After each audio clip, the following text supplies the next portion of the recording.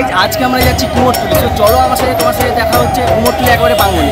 পুজোর ঠিক প্রাককালে আজকে আমরা যাচ্ছি কুমোরটুলির একেবারে শেষ মুহূর্তের কাজ দেখতে। আর তার জন্য পার্শ্ববর্তী মেট্রো স্টেশন শোভাবাজার থেকে আপনারা হেঁটে অথবা অটো করেও এখানে যেতে পারেন। কুমোরটুলি এমন এক জায়গা যেখানে মায়ের রূপ বিভিন্ন আকারে ফুটিয়ে তোলা হয়। চলুন আজকে তবে দেখে নিই এই শিল্পীদের হাতে ফুটিয়ে তোলা দেবীমার বিভিন্ন রূপ। সত্যি শিল্পীরা কিন্তু খুবই কাজে ব্যস্ত, কারণ তাদের এই ঠাকুরগুলো আর মাত্র কয়েকদিনের মধ্যেই পৌঁছে দিতে হবে বিভিন্ন মণ্ডপে। কতটা ধৈর্য সহকারে দেখুন তারা কাজের মধ্যে নিজেদের নিমজ্জিত করে। কেউ করছে মায়ের বাহনের গায়ে রং, আবার কেউ ব্যস্ত মায়ের মুকুটে রং দিতে। এই দেবীমার লুকটা কিন্তু সত্যি অনেক সুন্দর লাগে, যেন শিল্পীদের হাতের জাদুর সাহায্যে গড়ে উঠছে এক এক প্রতিমার নতুন সনাতনী ধাঁচের প্রতিমাগুলোও কিন্তু অপূর্ব লাগে। আবার এখানে দেখছি মায়ের ছোট মূর্তিও গড়ে উঠে, আবার কোনোটা শেষ মুহূর্তে। মায়ের গায়ের অলংকার ও শাড়ি এই দোকানগুলোতে বিক্রি, আবার এই অলংকারগুলোও দেখছি এইখানে এই দাদা নিজ হাতে তৈরি। অনেক প্রতিমাতেই দেখছি চক্ষুদান হয়ে গেছে, আবার কোথাও দেখছি চক্ষুদানের কাজ এখনো চলছে।